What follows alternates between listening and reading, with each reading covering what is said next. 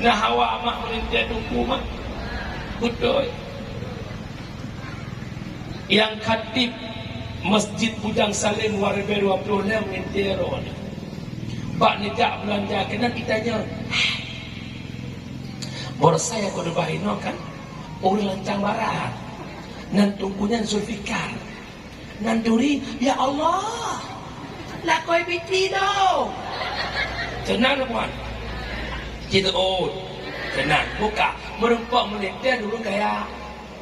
belum nyoy wong fortune belum nuke ngam fajir bulan ukela menrobikon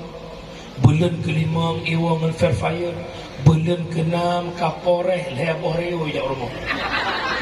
wablah kilo itu mun sampai dia belah melintir dia ada dia begah orangnya merupakan melintir tengku hawa lo tengku melintir ku hai mak engkot ikap mengeru umpen hawa kumpul sore gelang kumpul hana pungoy sore yakap gelang kumpul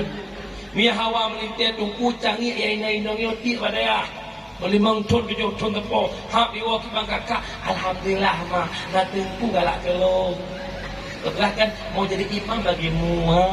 kuat tungku rumah ya Allah pulang lakon kau meninggal mak berdoa sembahyang maghrib berjamaah melintir daimu Allahu akbar rumah tungku ikut Allahu akbar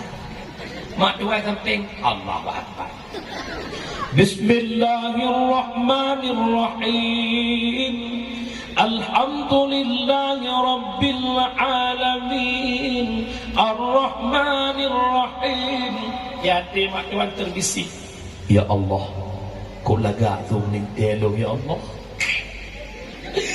aku ingatkan marhum ya awaknya mesti kau tentang ya Allah belaan ku yudang ibu makmum hangku mak